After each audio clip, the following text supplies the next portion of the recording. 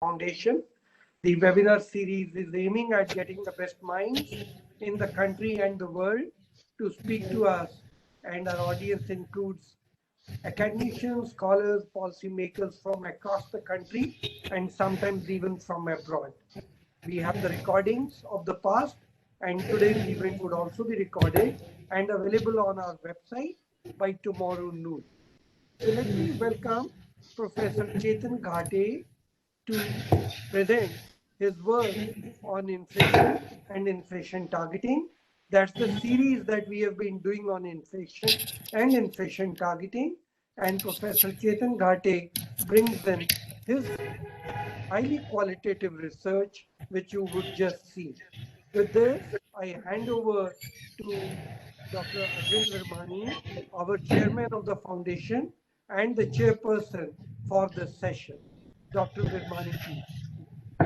Thank you. Well, as Chetan Ghate is a professor at the Indian Statistical Institute. I've known him for a long time. It happens to be that he's a son of an old friend of mine. His father I knew for many, many decades, but we have interacted very often. He has a series on macroeconomic policy at ISI, to which I have often gone, though I guess in recent years I've slipped up. I haven't attended the last few, but they were always very interesting. I still remember, I think he was the person, I used to make this point about macro policy that the money supply, what we used to call, which we now call liquidity, is important. And if I remember, Chetan, you were the one who came up, or you discovered, or you also worked on this result where the degree of liquidity is very important for transmission in emerging market economies. Anyway, let me not take up too much time. So turn it over to you, and then we'll discuss some of these issues. Chetan. Great.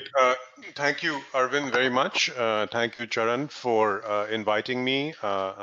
Keep up the excellent work. It's great you're putting in this initiative. I'm going to talk about ongoing research today. The title of the talk is, Should EME Central Banks Respond to Food Inflation? Keeping in mind that the audience here is largely a policy audience, it's going to be the policy spin of a research paper that I am currently working on. That paper is called Redistributive Policy Shocks and Monetary Policy with Heterogeneous Agents. It's on my website. And that paper is co-authored with Ojasvita Behel at ISI Delhi and with Debdulal Malik, who's also a longtime co-author at Deakin University. So this is kind of the policy kind of spin on that talk. So I won't be talking about the technical details so much as their implications for how central banks should respond to food inflation. Having said that, I will be giving you a sketch of the model, because I think in Indian macro, it's very important now that as researchers, we lay out some foundation of how we are thinking about things. It's becoming important now for us to lay out a model a little bit for you to see how the toolkit works and what kind of tools are necessary for us to think about these kinds of problems. So we can't escape that. Having said that, I will try and make this discussion as intuitive as possible. So the kind of problem that I want to talk about today, and it's also kind of prevalent in the Indian economy and in emerging economies as well, is the regular periodic intervention by the government in food markets. And this intervention happens in a variety of ways. It could be in terms of input subsidies. It could be in terms of minimum support prices.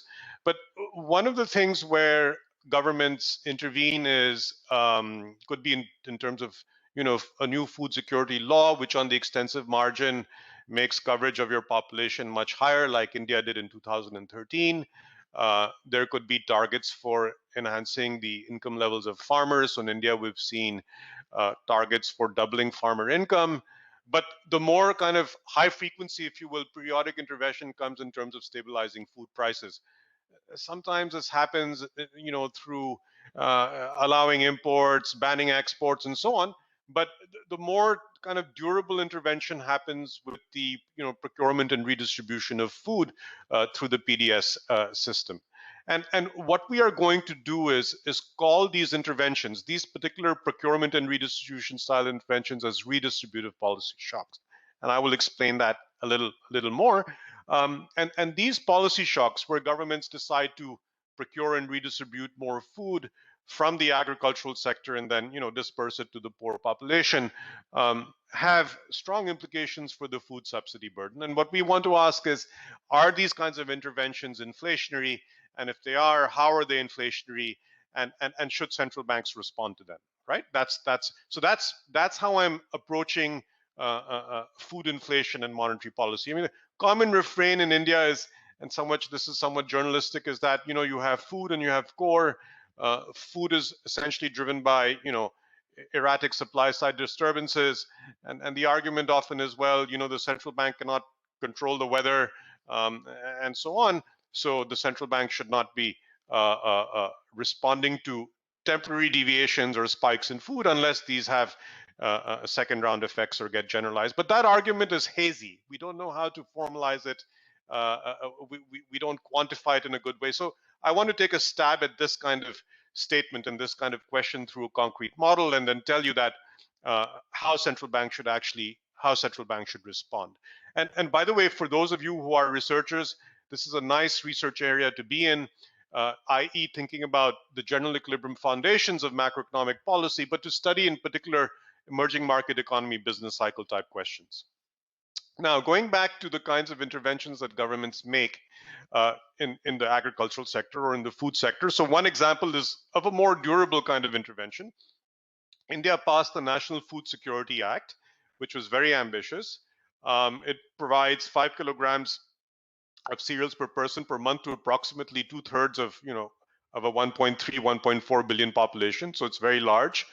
And it gives rice at 3 rupees per kilo, wheat at rupees 2 per kilo, coarse grains, etc., at rupees 1 per kilo. And this is a kind of a large redistributive transfer. And over the years, different states have started implementing the Food Security Act, and it took some time for all states to get on board, but now most states have started implementing the Food Security Act. So this is one kind of durable intervention that requires the government to then procure more food and redistribute more food, because on the extensive margin, more people are now being covered by a more ambitious National Food Security Act. The more short-term kind of intervention is, for instance, many emerging market economies in Southeast Asia, and not so much India a little bit, but certainly in the Southeast Asian economies to our east, saw a massive increase in the price of rice, right, in 2008, and many of these countries increased allocation to their food subsidy programs. I mean, in the Philippines, for instance, it was a 10% just for one commodity, by the way, increase as a percentage of GDP. The Indonesian government also buckled down and doubled the amount of rice distributed to cover all poor families in 2008. And many governments in many of these Southeast Asian economies responded to the rice crisis of 2008 in similar fashion. And this is not just the rice crisis of 2008. These are responses done by these governments to periodic commodity prices in the particular food commodities, where more is procured, more is redistributed to dampen this kind of a supply effect if it is being driven by some kind of shortage in the supply of these commodities, to mitigate that, to bring the food back down to a level that is deemed reasonable or fair or just, or whatever the criterion for the government is. Now, in India's case, and I've deliberately omitted the 1920 and 2021, partly because of 1920 wasn't COVID, but 2021 is COVID. But what you see is that the food subsidy in crores is on the left-hand side. That's the amount in crores of rupees. And then we, normalize by as a percentage of gross value added crops. So we take out, forestry and fishing, because that's not part of this thing. And the black line shows that, it's hovered from about 7.4% in 2011 and it's gone up to about 10.2% in 2015. So this is 2 years after the implementation of the National Food Security Act, and then it's fallen a little bit, and then it's gone up, and part of the up and downs of it also depends on what's happening to GVA crops, because that's in the denominator. But that's 10% of GVA of crops is essentially the food subsidy. And every year when the budget is announced, there's a lot of discussion about off budget items and so on, and but it is a large amount. And then now the question is whether this kind of erratic movement is going to somehow transmit to inflation and therefore push the central bank's hand to do something about it. Okay, so these observations are going to what are going to motivate our key research questions. So how should central banks in India and other emerging market economies respond to these kinds of food subsidy shocks? Either they're instigated by a new National Food Security Act, or they're instigated by a more short-term intervention to stabilize the price of a particular food commodity like rice. And when I talk about food subsidy shocks, I'm also talking at the same time about these redistributive policy shocks, where food is being transferred from one sector of the economy is being procured and then redistributed back to the poor. And then, is this procurement inflationary? And if it is inflationary, why? Okay, and the way I want you to think about this is it's a closed economy. Okay, and think of a price spike in the agricultural sector as a terms of trade shock, as an intersectoral terms of trade shock, right? It's raising the price of the agricultural good relative to the other sector, right? You can call that other sector the modern sector or the manufacturing sector, but it's raising the price of the agricultural good relative to the other sector. Okay? So what we are going to show in the analysis, in the model that we develop, is that such terms of trade shocks drive inflation. Okay? And therefore, any particular shock in the agricultural sector, by transmitting into a terms of trade shock, is going to drive inflation and output gap dynamics. Okay? And I will explain how that happens. So that's how I want you to think about food price changes or spikes in food commodities, and whether central banks should respond to them. I want you to think about them as influencing the terms of trade in the economy, the intersectoral terms of trade. So the second kind of question we're asking is, well, if these do change the intersectoral terms of trade, how does this then become generalized? How does this transmit and then become into aggregate inflation? And we'll see how that happens. And then the third thing I want you to appreciate is that in a country like India and other emerging market economies, and even in the West too, there's heterogeneity in a consumer base. There are rich segments of the population, there are poor segments of the population, and monetary policy is going to affect different segments of the population differentially. So for a dose of realism, I mean, when you are writing down these models and you are asking these kinds of questions, you do want to have consumer heterogeneity in the model. And we're going to show that adding consumer heterogeneity into the model becomes a crucial ingredient in ascertaining how these terms of trade shocks impact monetary policy. It's going to matter what fraction of the population is poor and rich and so on. And we're going to, in the toolkit, in the model that I'm going to briefly sketch, I'll explain the channel through which these intersectoral terms of trade shocks are going to affect the consumption decisions of these households. So one thing is what you want to pick up is on consumer heterogeneity. And the second thing you want to pick up is on having a multi-sector framework. We can't write down models of monetary policy in developing countries without having multiple sectors. Now, multiple sectors become complicated very fast. So we're going to think about two sectors. We're going to think of a sector where there's an agricultural good being produced, or the agricultural sector. And then we're going to think of another sector called the manufacturing sector. And for lack of better terms, you can think of one as the traditional sector and one as the modern sector. That's not important. What's important is that you're going to have two sectors, and you're going to have two types of agents. And this is very much, I feel, an exciting research agenda on multi-sector heterogeneous agent. By heterogeneous agent, I mean having rich and poor households in a dynamic stochastic general equilibrium framework. And I've been trying to, build up this area of research, and it's certainly helped me while I was on the MPC think through, all the food price shocks that we we saw, and it gave me a framework, at least in my head, to think about how these would transmit to output gap dynamics and to inflation dynamics. And one of the other kind of more structural results that we get is that when you are thinking about monetary policy design or monetary policy responses to to a variety of shocks that emerging market economies face. This could be productivity shocks in terms of good weather or bad weather, and so on. You need to account for the presence of a large agricultural sector when you do this analysis, because this often the source of inflation is essentially coming from frictions in the agricultural sector. And we think a big lacuna in the literature is not thinking about the frictions that are embedded in the agricultural sector in developing economies, and then taking that analysis up to think about monetary policy formulation. And we hope that this research also informs the debate on right now there's a lot of discussion about whether central banks should target core inflation versus headline inflation. And you'll see that the answer to this is not obvious. It's not a question of getting onto the newspapers and saying, look, do core inflation or doing headline inflation. You're going to see now that when we think of these shocks coming from the agricultural sector affecting the terms of trade, things start getting quite complicated, and therefore we hope to also address this kind of issue of what central banks should actually target. Should it be core versus headline? And we have a few contributions. The methodological contribution is to produce a model which is tractable. I'm not going to talk about this so much. There's a lot of algebra in the model which is not appropriate for the limited time that I have. But what I do want to speak a little bit about is how the transmission mechanism works.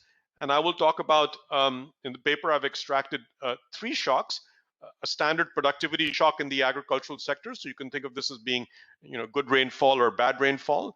A redistributive policy shock. This is the core of our paper. And then we're also going to think about monetary policy shocks. And very interestingly, we're going to show that monetary policy shocks, in other words, if the MPC suddenly decides to raise, the policy rate, that's going to have a bearing on intersectoral employment dynamics and intersectoral inflation dynamics. So it's going to go both ways. You could have a shock from the real side of the economy that changes the terms of trade, which then induces a monetary policy response, right, to get the output gap back to its potential level, and to get inflation back to target. But on the other hand, if the monetary policy response is enacted, that's also going to have a set of demand implications, which is also going to affect the terms of trade. And then again, this is part of the analysis that I will not speak about too much. In fact, I won't speak about it at all. But in the paper, we talk a lot about how these results depend on whether we just have one sector and one type of agent, whether we have 2 sectors, but we don't differentiate between agents being rich and poor, or you just have one production sector and you have rich and poor agents, and so on. So this gives you a sense of what feature of the model is influencing what results.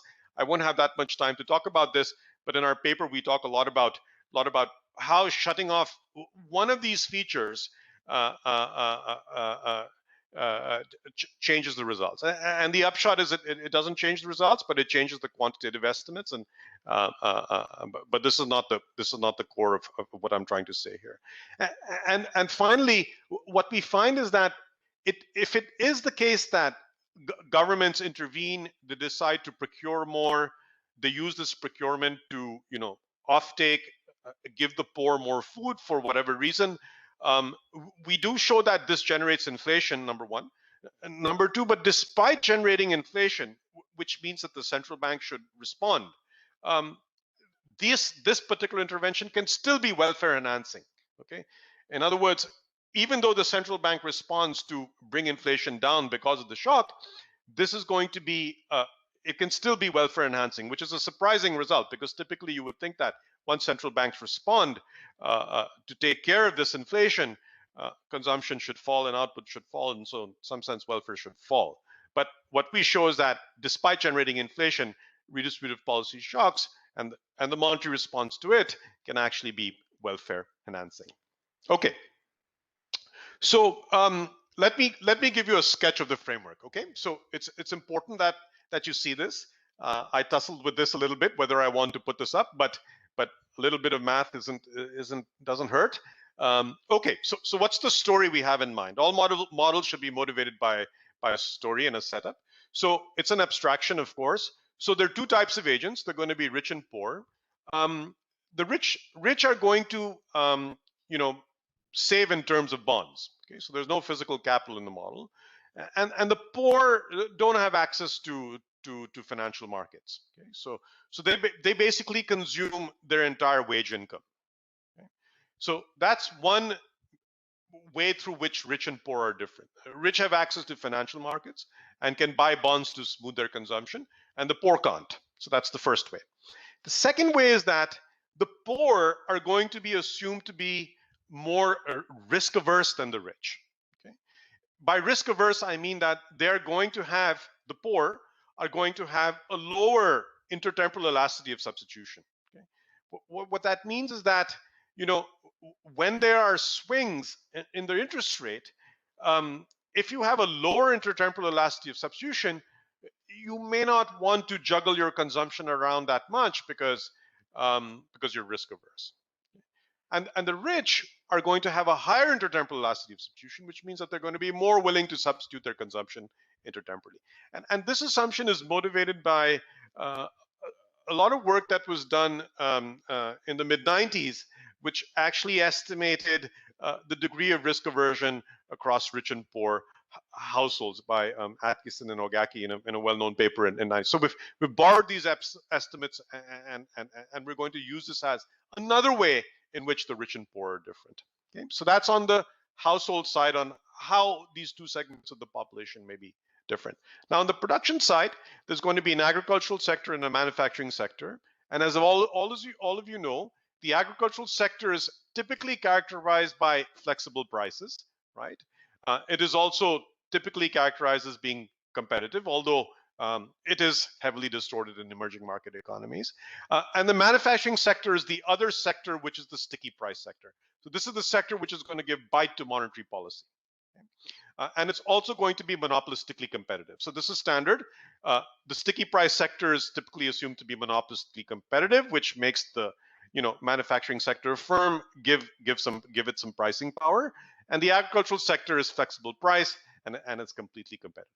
Now, in this framework where we have two types of agents and two sectors, the government is going to be there, and the government is going to have an explicit procurement and redistributive motive, motivated by the examples that I gave you before. It's going to tax the rich, it's going to buy grain at the market price. That price is typically a procurement price, so we're going to assume that the procurement price, the MSP set by the government in advance, essentially brings the market price up to it. The government is going to tax the rich, it's going to buy grain, and then it's going to take that grain and it's going to take some of it and give it to the poor for free. Okay, it doesn't matter what it gives it for. It can give it at the PDS price, it can give it at the National Food Security price, it can give it at zero. But it's going to take some of it and give it to the poor, and then it's going to take the remaining amount and use that to put it into a buffer. Okay. Put it into a buffer stock. And then the households in the model are going to own firms. The rich households are the guys who own firms. They're going to supply labor to their own firms. They make profits from owning their firms. They work, so they make labor income. And the poor households only work for firms owned by the rich, and their only income is labor income. So they don't make any profit income. Okay, now in these models, what again, just a very quick sketch. The household side is typically given by a utility function that looks like this. These are the preferences that we have. C is going to be, it's important to just clarify, K means there are two types of households. K can be R or K can be P. So every rich and poor household is going to have a utility function. It's going to discount the future. And these are going to be the functional forms we use for their utility functions. And this is going to be a bundle. This is important to understand that CK for R and P is an index. And the index is that when rich and poor households consume, they're going to consume both the agricultural good and the manufacturing good. Okay? They're going to consume both of these. And it's a Cobb-Douglas index. This particular functional form is a Cobb-Douglas index. So they're going to be getting, when we say they're getting utility over CKT, they're actually getting utility over an index. And the index itself is defined over the richest consumption of the ag good and the richest consumption of the manufacturing good. Then when you do it for P, it's the poorest consumption of the ag good and the poorest consumption of the manufacturing good. And delta K and 1 minus delta K is how much market purchase they're doing. So, we estimate these parameters in the model, and clearly the poor are spending much more of their money on agricultural goods than the rich, right? And then we're going to assume that there's just one type of agricultural good being produced. You can think of that as grain, but there are going to be many varieties of the manufacturing goods. So you could think of a whole set of varieties that are produced, and there are J firms in the economy that are producing these manufacturing goods. Okay. Now here's what's key. Now these are constrained optimization problems. What are these optimizations subject to? Well, this is the richest budget constraint, rich households budget constraint. They spend on each variety of the manufacturing good J. So this is the first, take J equals to so they spend on one variety multiplied by the amount that they do, then the price of the second times the amount of the consumption of the second variety, and so on. Okay, that's their expenditure on the manufacturing variety. This is their expenditure on the agricultural good. They buy bonds. This is their expenditure on bonds. They get some money from the bonds they owe. They work, that's their wage, that's their labor input. They get taxed, and they get dividends from the firms they induce. So the demand functions, and these are important to write down because this is going to tell you how the rich are going to respond to what's going to determine the agricultural demand and the manufacturing demand for the rich. It's going to depend on the agricultural price relative to the CPI in the economy, the price index. And it's a -1, so it means that if the agricultural price increases relative to the CPI, the rich are going to cut back on their ag consumption. And if the manufacturing price rises relative to the CPI, then the rich are going to cut back on their manufacturing consumption.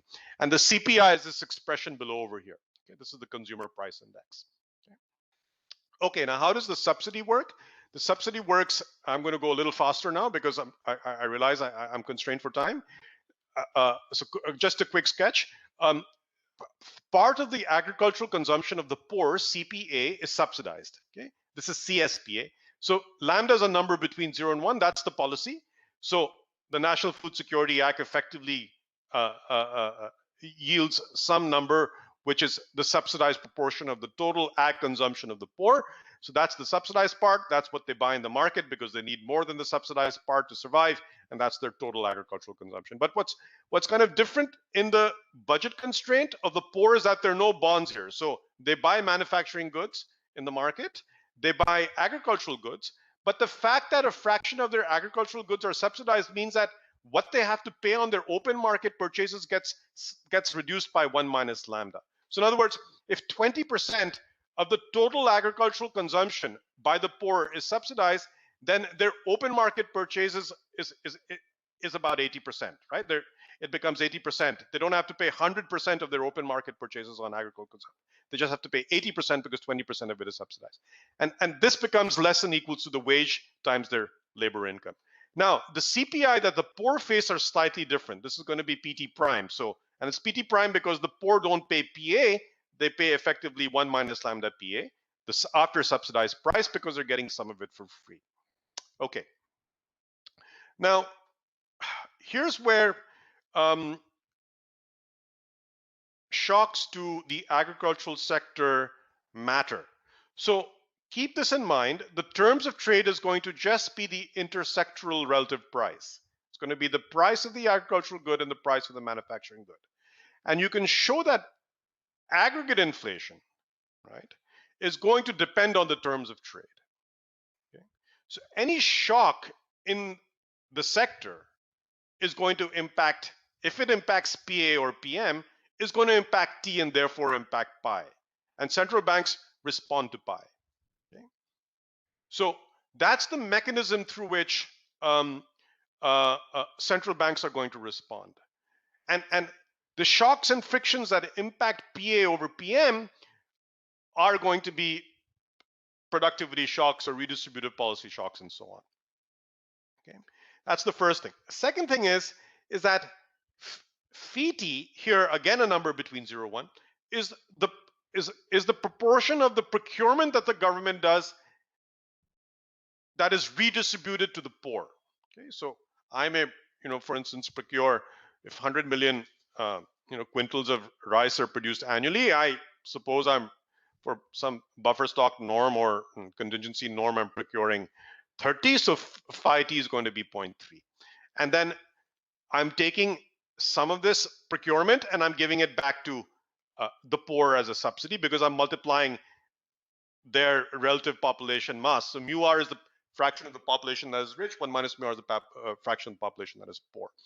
And then total agricultural output is divided between what is consumed in the market plus the free stuff given to the poor, and then what is put into the subsidy. Okay, so these are just adding up things.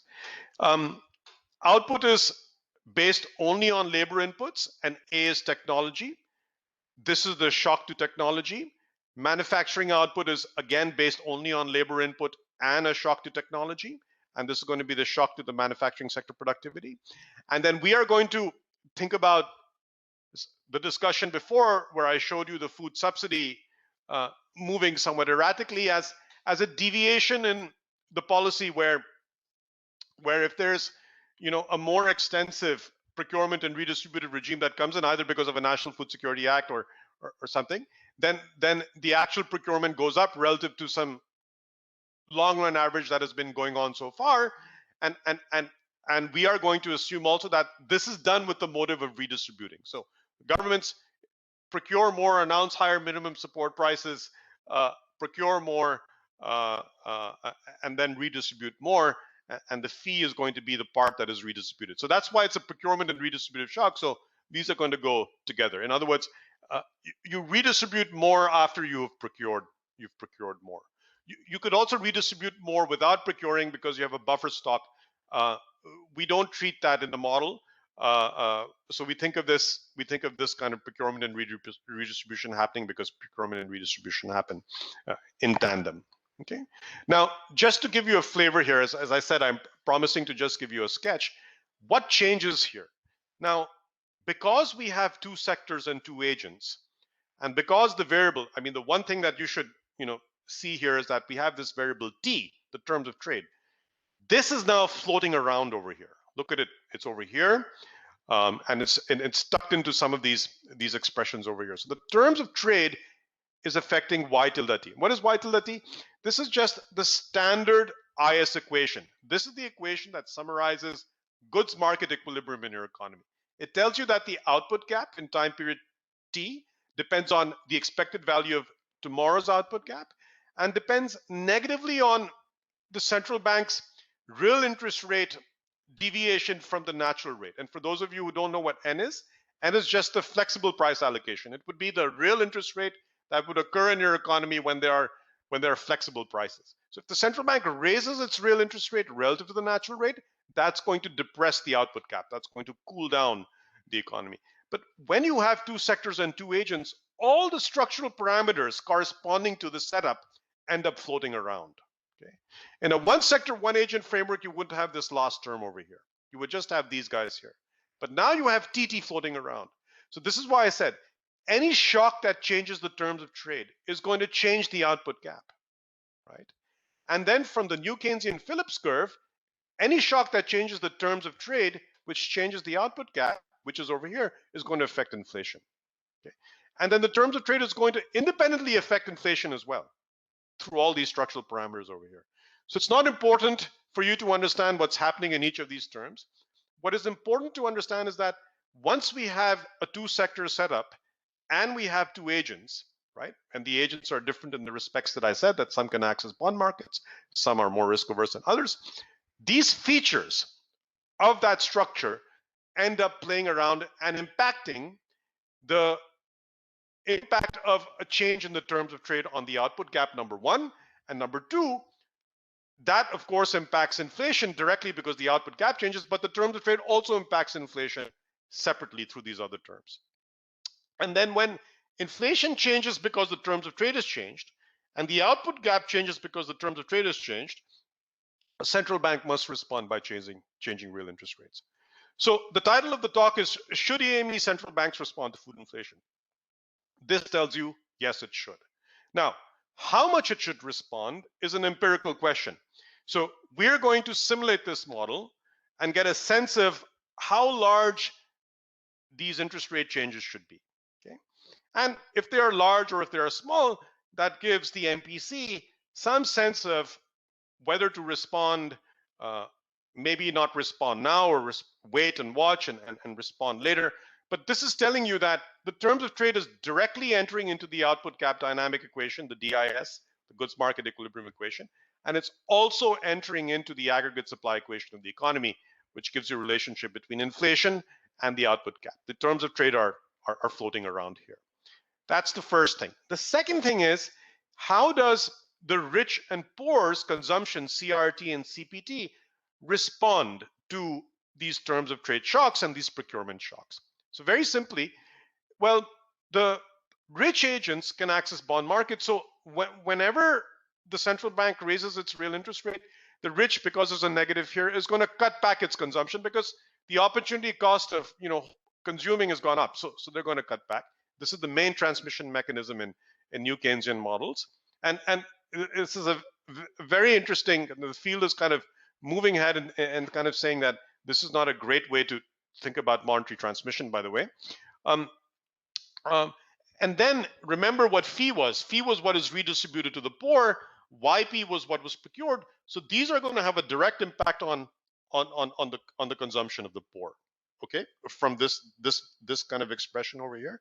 And then the terms of trade is going to have a negative, assuming this whole thing is positive, going to have a negative impact on this. And the reason why that's going to happen is because if the terms of trade, which is PA over PM, if PA goes up, the agricultural price goes up, the poor are going to buy less of it, okay, because it's more expensive.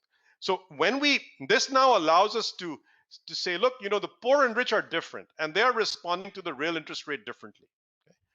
The poor are kind of looking at, well, their consumption partly depends on the rich's consumption, because the rich's consumption is fueling demand and so on.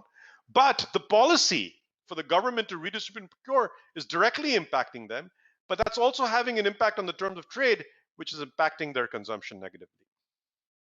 Okay, so in all these models, so the kind of first step is to write down a model and sketch it out. And that's somewhat of an arduous and difficult part of research. And then the more challenging and somewhat more nuanced part is then gathering and estimating as many parameters as possible. And so I'm not going to have time to talk about all of this, but we have a range of parameters, some which we calculate ourselves from various national sample survey reports.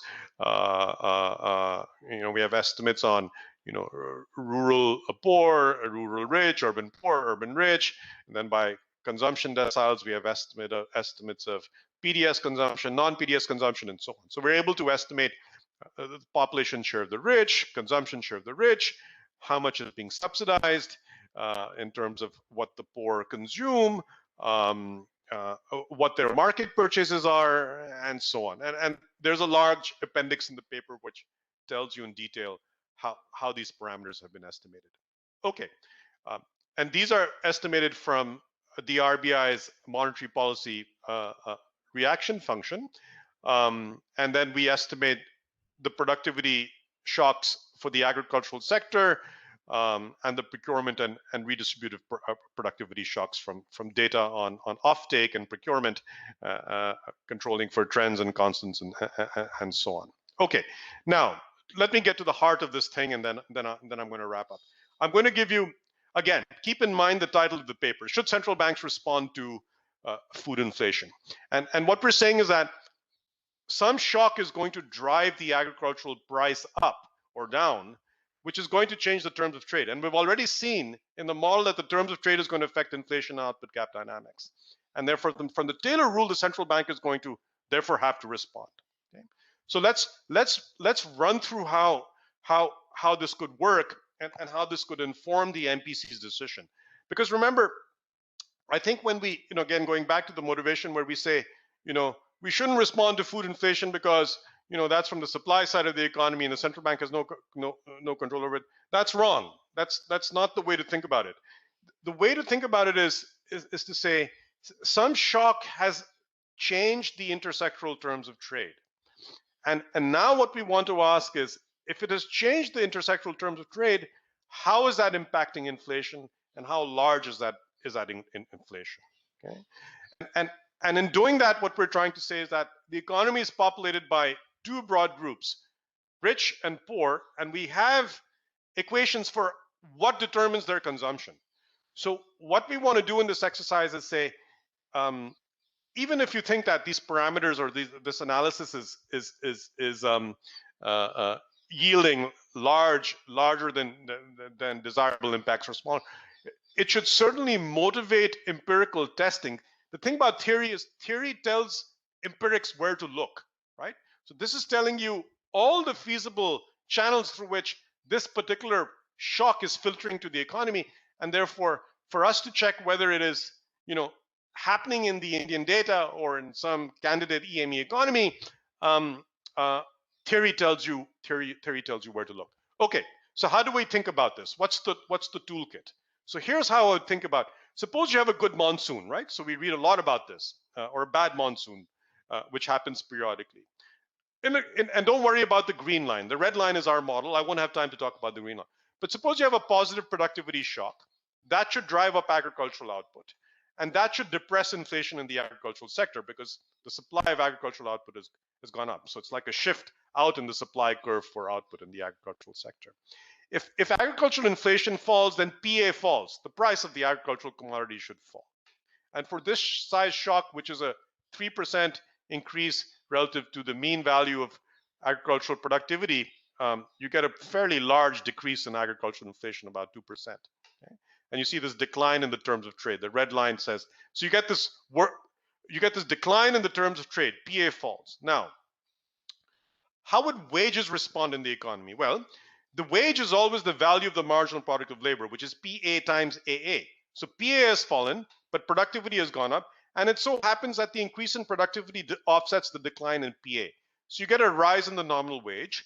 And remember, the manufacturing price sector's good is sticky. So P is kind of sluggish. It doesn't move that much, which means you get an increase in the real wage.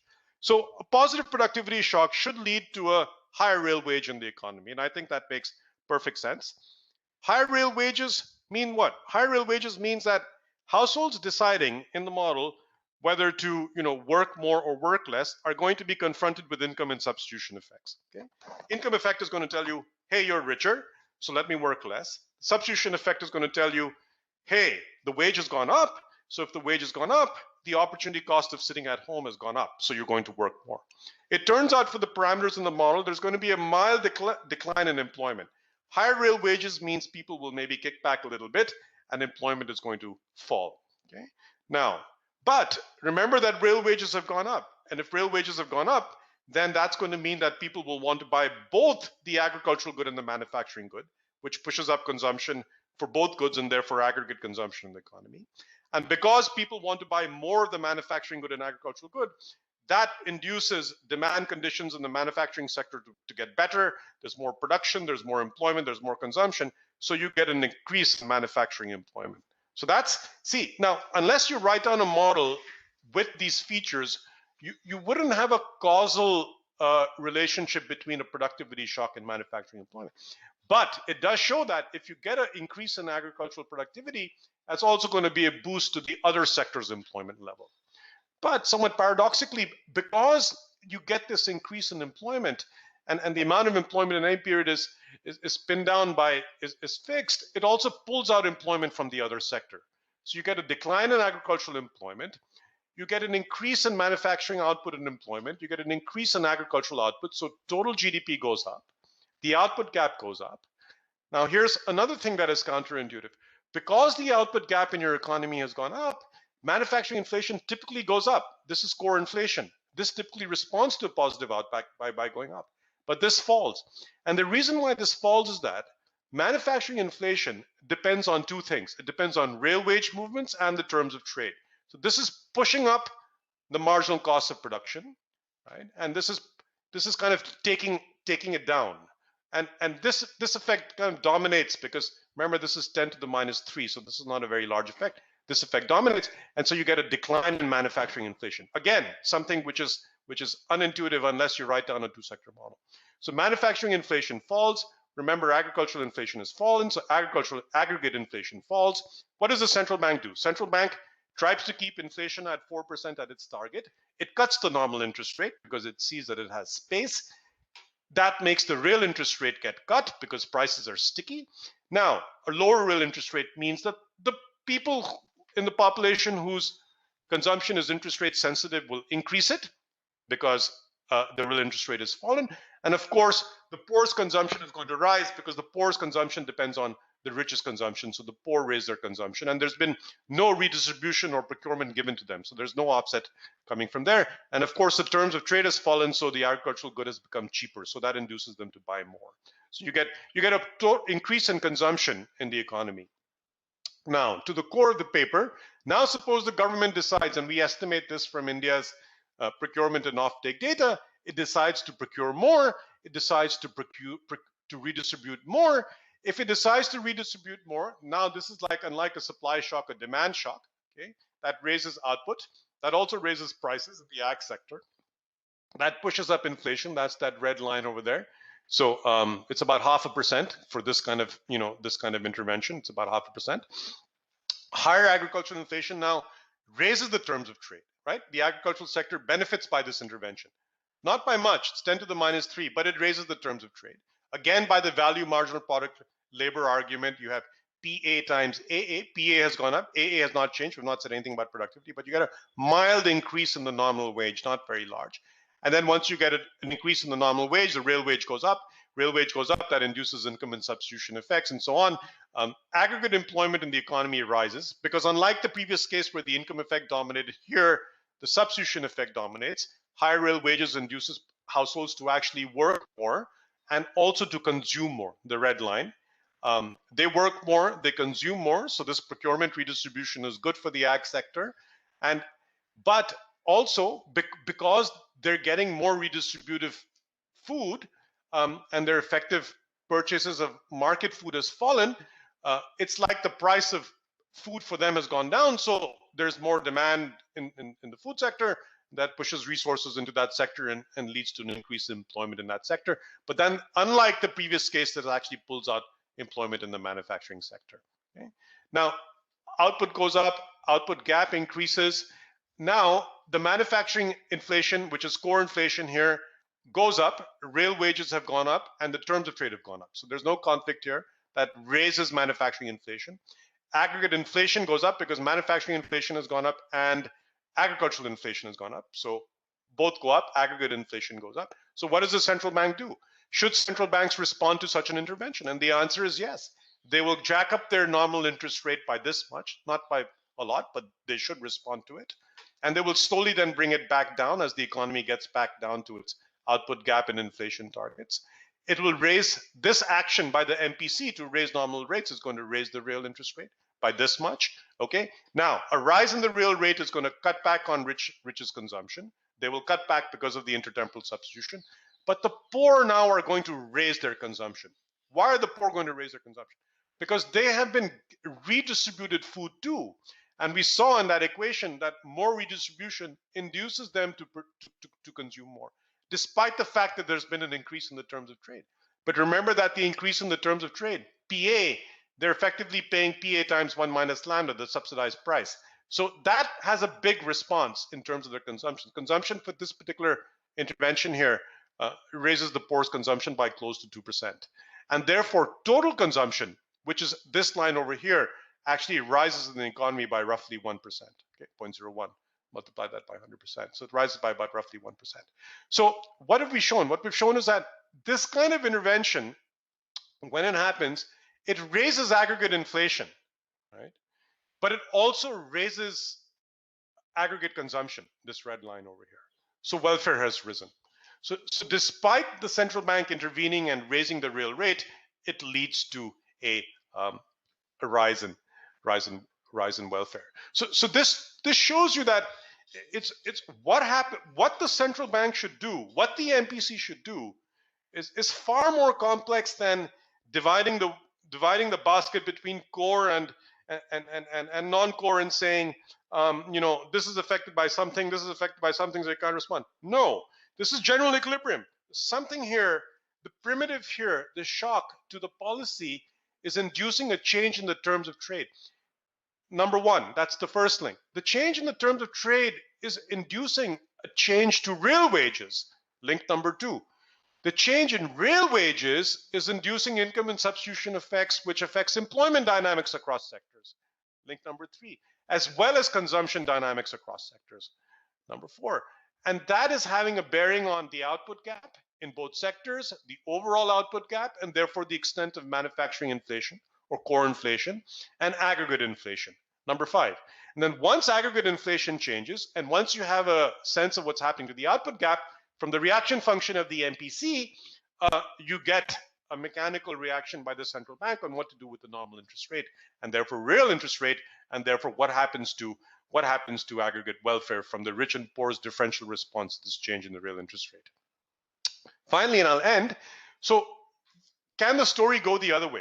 What if the MPC suddenly, surprisingly raises the policy rate, right? How does this filter down to the real side of the economy? Now, when we study monetary economics and do an exercise like in Gali Chapter 3, we get this very clearly, right? This is a tightening of monetary policy. It's supposed to cool down the economy. Inflation is supposed to go down. The output gap is supposed to become negative. That's going to disinflate the economy and bring output back to its target, and inflation back to its target. But what happens if there are two sectors and there are two agents? Okay, how does the story evolve then? Well, when the MPC does the same thing, like Gali Chapter 3, okay, by virtue of the fact that prices are sticky, you get a rise in the real interest rate coming from the MPC's increase in the policy rate. Okay? The rich, because they intertemporally substitute out, reduce their consumption. Again, R is the red line. Don't worry about what these other lines are.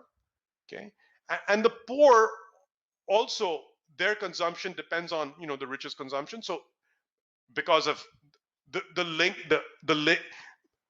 because of the impact that the rich consumption has on demand and output, and how that reduces output, that also reduces the consumption of the poor. Okay? So poor and rich consumption fall, aggregate consumption falls, aggregate consumption equals to aggregate output falls, and aggregate employment falls. Because consumption equals to output employment.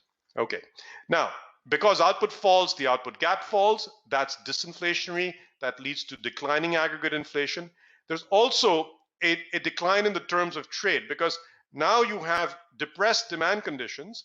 And so given the model, you see a decline in the terms of trade. So this is telling you that the policy decision of the MPC actually leads to a decline in the terms of trade. Not by a lot, but it does. This is this red line over here. And this is happening because by affecting demand conditions, and by affecting the demand conditions of the poor and rich, the policy rate shock has induced a set of employment dynamics in the model because of the consumption dynamics that have kicked in, that actually leads to a decline in the terms of trade by very little bit, but it does happen. And because there's a decline in the terms of trade, there's a decline in the terms of trade. There's also going to be a decline in the real wage. The nominal wage falls in your economy because this is a contractionary policy. It's demand reducing, employment is falling, so you need a lower real wage to support this level of lower employment. It's demand depressing, so inflation falls, ag inflation falls, manufacturing inflation falls, the terms of trade declines. But now one wouldn't think that a monetary policy decision would impact sectoral employment levels, but it does, because PA has fallen, so suddenly the ag good has become cheaper relative to the manufacturing good. So people will say, look, maybe on the margin we'll move towards the other goods,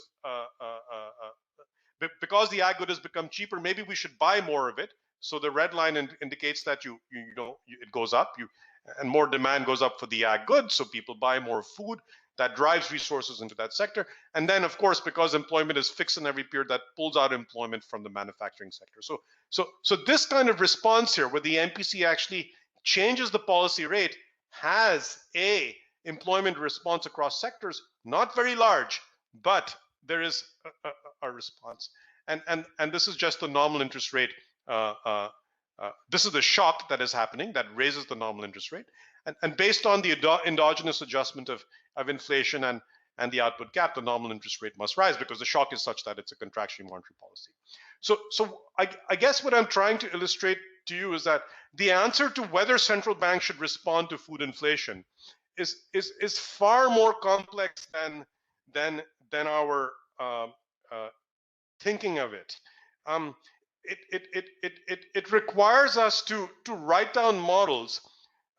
Number one, that are realistic. Okay, now realistic means adding lots of bells and whistles to models, which makes models immediately complicated. So there's always this trade-off between tractability and realism. You cut things because you want the model to be tractable, but you add things because you want the model to be realistic. Okay, because if the MPC is going to take this story and say, okay, I want to use this to think about as a toolkit to think about how good monsoons or bad monsoons or how interventions by the government in the food sector should impact monetary policy design, it needs to be realistic. Okay, and so what we do is we say that, well, here's a candidate toolkit, a model to help the MPC think about the impact of these kinds of interventions. Okay, so it gives you the tools to think about food inflation, and the policy contribution is that whenever there's a shock in the agricultural sector, it's going to have a bearing on the terms of trade, on the intersectoral terms of trade, and the math shows you that the intersectoral terms of trade is affecting output gap and inflation dynamics. And the monetary policy reaction function, which is responding to inflation and output gap dynamics. Remember, we are a flexible inflation targeting country. Our mandate says that maintaining price stability, keeping in mind the objective of growth. So that's pi t and y tilde t. That's going to tell you that the central bank must therefore incorporate movements in pi t and y tilde t to guide it to think about how it should set the interest rate. And whether it takes this literally or not is not the point. Should the MPC immediately run these simulations and say, hey, wait, this is telling us to increase now? Some of the judgment comes in, waiting for to watch to see if these shocks peter out, and so on. Whether these are leading to large persistent changes in inflation, and so on. But this is telling you that you should be alert to it, that if the terms of trade has changed, and these output gap and inflation dynamics have changed, then the central banks need to respond. And even if they do respond, it could be that the differential consumption response of both these different parts of the population actually makes the move welfare enhancing. It's not necessarily the case that it's going to be welfare depleting. Okay, so I'll stop there. Thank you. Thank you, Chetan. That's quite a tour de force for us. It's going to take a little bit of time to fully absorb. So let me, you started by talking about redistribution. So let me ask you a question which is not directly, but is indirectly related. You said that the food subsidy went up from 7.4% of crop value added in 2011 to 10.2 in 2015 and down to 9% in 2017. Now, now if we think of income distribution, I'm getting away from your model a little bit because I'm still trying to absorb it. I'm sure others are absorbing it. So what that, the way the NSS survey, if I've understood it, correct me if I'm wrong, the NSS survey only measures the expenditures, the actual cash expenditures on food and everything else. So if the subsidized element for the poor is going up, it should show a worsening of the income distribution, because there is no process in the NSS survey or in the measurement of poverty, which was there earlier when I was there in the Planning Commission. We used to be the ones to put out the poverty levels, or if somebody measures income distribution. Would that not give you just this fact of having a National Food Security Act give you a worse number for poverty and inequality between 2011 and 2017? Yeah, our focus is not so much on talking about poverty and inequality. Maybe that's true, what you're saying. But we are able to, using various NSS tables, for instance, we have from the National Food Security Act a definition of what fraction of the rural population is rich and what fraction of the rural population is poor. So we know that 75% of the rural population is poor, 25% is rich. We know 50% of the urban population is poor, 50% is rich. So from there, for instance, we can back out the share of the rich in the population, which turns out to be roughly 1/3, and share of the poor in the total population turns out to be roughly 2/3. Then from the consumption numbers, we have per capita expenditure numbers across deciles, 0 to 5, 5 to 10, 10 to 20, 20 to 30, and so on. And then we also have PDS consumption as a proportion of, other consumption and so on. So that allows us to back out, for instance, the consumption share of the rich. So from the population share of the rich, we can also obtain the consumption share of the rich and the consumption share of the poor. And then we can proxy for the policy lambda by looking at the PDS part of their consumption and so on. So we have close counterparts in the NSS tables to the parameters that we want to calibrate the model for. So for instance, even for delta P and delta R, which are the market purchases of agricultural goods and manufacturing goods by the rich and poor, we have the tables that tell us what they are actually spending on.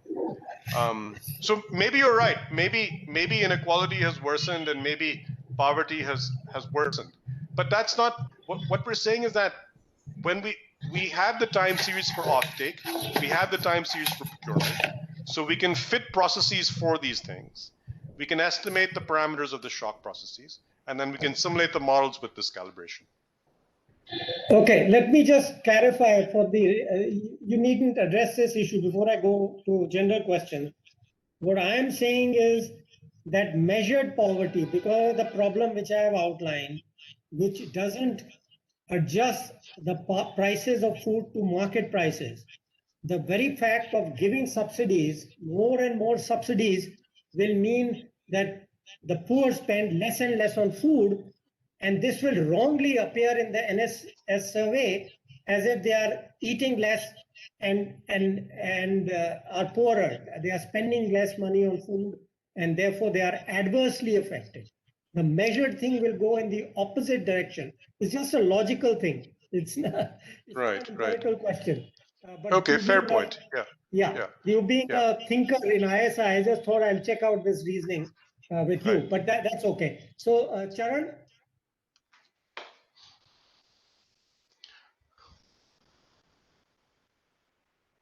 Thank you. This was a beautiful, beautiful presentation, and a long time the general equilibrium model that you have presented. And I thought it was really good. And you've taken the debate on a very different level up onto the welfare function, which I think is very good. I have some questions. I wasn't very sure in a country like that of India, where the unemployed, when you assume a model like this, and you are assuming the terms of trade, and you're assuming the unemployment and the employment part, I wasn't very sure how neat can that assumption be, because given that welfare function, I'm not very clear on that. Maybe you'd like to mention something. Similarly, when you mentioned about the consumption being substituted and there's a welfare function and there's substitution taking place because the terms of trade has changed, I'm not even very sure about that. I'm also not very sure because the country, the size that it has, with so much of unemployment and so much, when you talk of substitution, when you talk of food supply, I'm not sure if such neat modeling really, it's of course an excellent model that you have presented, but I'm only looking at it from the translation it would have onto the real life. That's the point I'm making. And therefore, I wasn't sure if the model throws up any quantitative figures which one can carry and say that, okay, if MPC moved the interest rates, the nominal interest rates, or reduced the nominal interest rates by this very percentage, this is the implication for food prices, this is the implication for employment, unemployment. That part I'm not very clear. Maybe the assumptions are very neat and tight, but when it comes to the real life, because as we saw, and I hold that view, that the MPC was little slow in changing the rates, and therefore the real interest rate kept going up very high. And when the real interest rate is going up that high, it has implications for both investment and growth, which has implications for employment too. So your model is a general equilibrium model, has captured many things, and I congratulate you for such a good model. But then I wasn't very sure how to translate it in the Indian circumstances, where you have labor surplus, you have limited food quantity, uh, and um, and and growth and employment related. So I wasn't very sure. I don't know if you would like to elaborate on some of these points. Yeah. Okay. So let me take that in. So one is kind of an overall question about the Indian reality and how the model fits it. There is no unemployment in the model. The model allows for labor to move across both sectors. Okay. In an extension of the model, we prevent labor from moving across sectors because it could be that workers can't move to factories and so on, and we show the results are essentially the same. Nothing changes, but there is no unemployment in the model. Number two, welfare is defined very specifically here. Welfare is just based on what happens to aggregate consumption because of some change in the shock process. And aggregate consumption going down means welfare in the economy is falling. Aggregate consumption going up means welfare in the economy is going up. So when a shock leads to a monetary policy response, and that monetary policy response leads to the rich cutting their consumption or increasing their consumption, or the poor cutting their consumption and increasing their consumption, that behavior is going to tell us what's going to happen to aggregate consumption and therefore what's going to happen to welfare. So welfare is just what's happening to aggregate consumption. Okay?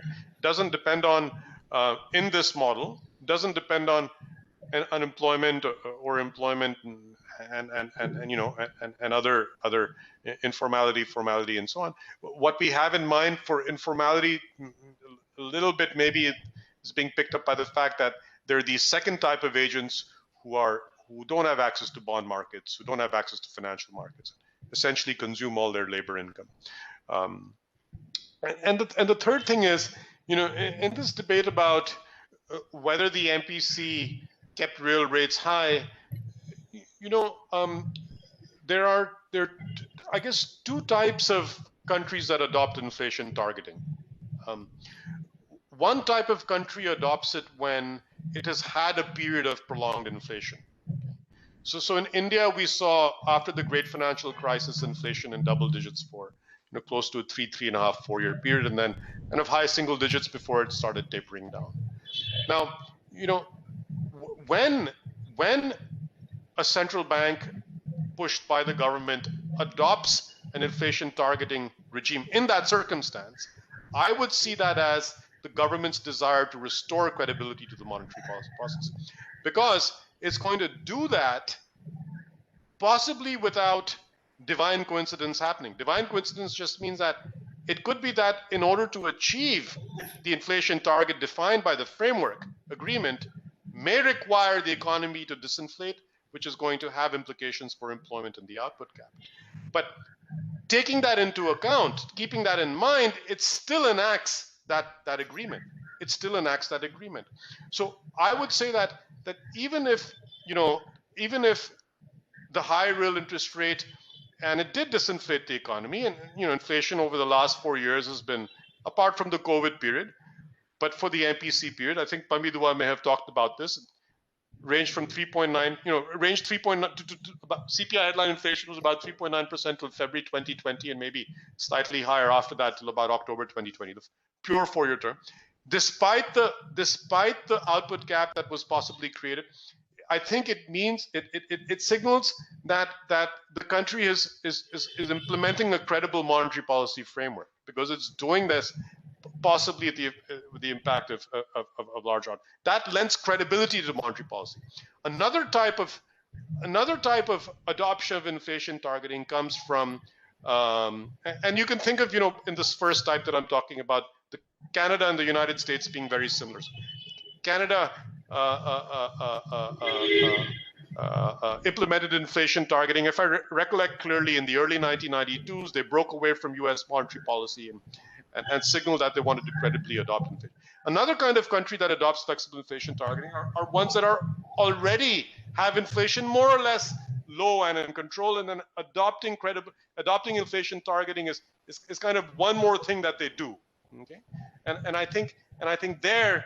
I think for EMEs to be part of the first one is really indicating that, and for the government to sign on to it, is really indicating that this is a credible process and that it is interested in bringing inflation down credibly. I think this debate has to be seen like that. It cannot be seen purely in the context of a hypothetical counterfactual exercise. Someone says real interest rates were too high, you were too hawkish, you were too this or too that, or someone would say no, it was too low. I mean, I see it as an adoption of inflation targeting as restoring credibility to the monetary policy process, which was missing prior to 2016 or 2014 when we de facto adopted. But yes, your concerns on the model are and any question like this is a fair question. My only response to it is that we, in the absence of anything, in the absence of any framework, we start to write down models to help us think through the process. And this is useful because it tells me how important the terms of trade shocks are in determining the inflation dynamics. And of course, adding features to this is of course all part of ongoing work. Thank you. I just wanted to ask one question. Such a neat model, beautiful one. I was only wondering if you have the projection which show that if the MPC reduced it by this much basis point, these are the implications for the say consumption, right? Or this is how it translated into inflation. Any such quantification which has been attempted by the authors? We can easily do that. We can easily do that. We can easily do that. But I mean, as I said, in the last set of simulations that I showed that when the MPC changes the policy rate, that has a whole set of changes on the real side of the economy. And we always learn in graduate macro about one sector and one type of agent. But what we're trying to say here is that look at two sectors and two types of agents. It's a better proxy for. But the answer to your question here is that the size of the agricultural sector has an important dimension to how these policy interest rate changes transmit into inflation dynamics, employment dynamics, and so on. And that is something that needs to be kept in mind when we run these exercises. We cannot run these exercises without keeping in mind the size of the agricultural sector. Exactly. That's what we learned. Yeah.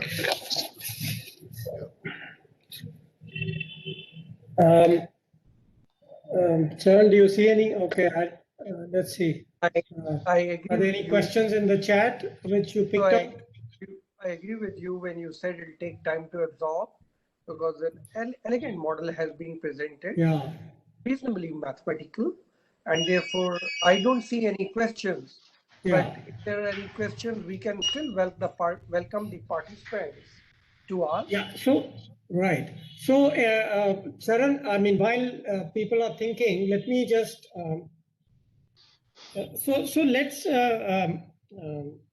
Chetan, if we take this, what you just said forward, I mean, if you look over a period of, let's say, 20 years, that the size of the agricultural sector has gone down, you know, by, I don't know, it probably halved over the last 20 years or whatever.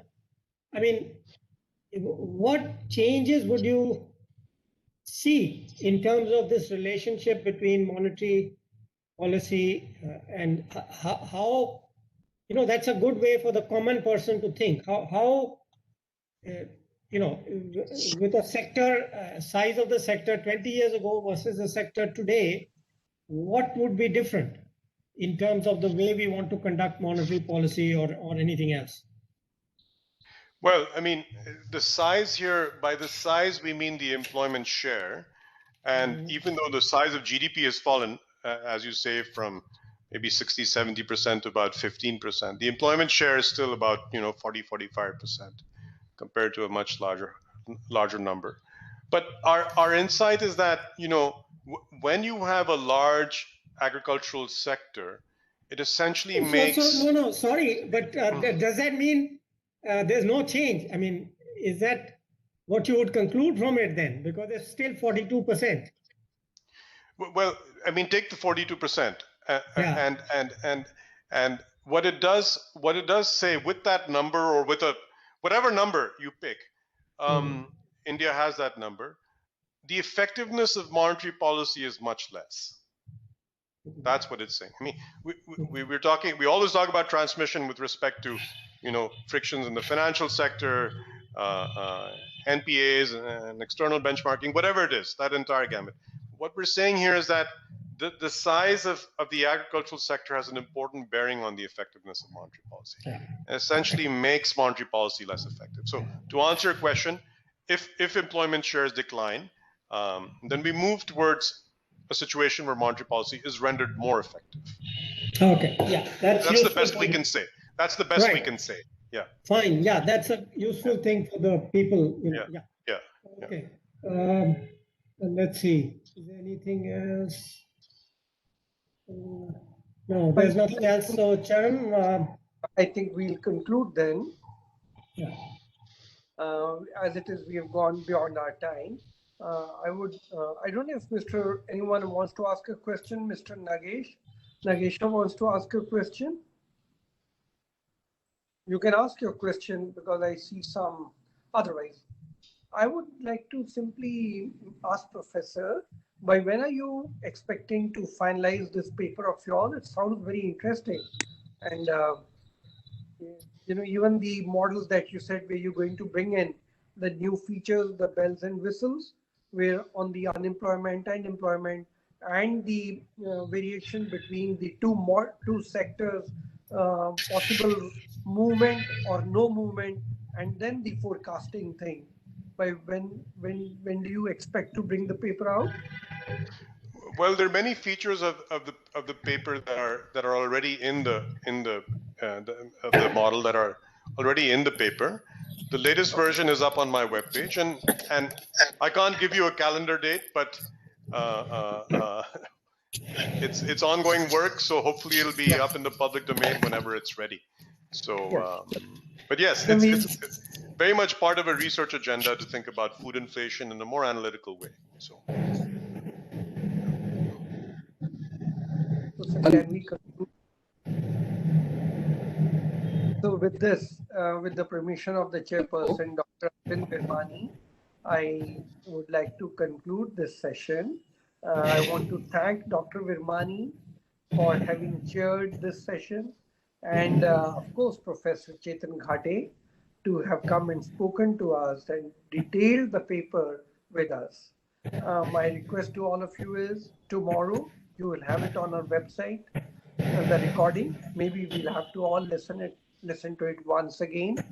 And now that Professor is saying it's an ongoing agenda, we probably have to watch his page more often to see how the results pan out and look at the interesting research which he's doing. Next Friday, we have Dr. Surjit Bhalla, who was earlier on the Prime Minister's Economic Advisory Council and now the ED at the IMF, and he's speaking to us on inflation targeting. This discussion that we have had in the last 5 weeks would probably culminate in the government of India making their decision by the end of this financial year. On 7th of April, the RBI is meeting to decide the monetary policy for the next year. We at EGROW have a shadow monetary policy committee, and we will announce when the shadow monetary policy committee is meeting to provide inputs to the RBI.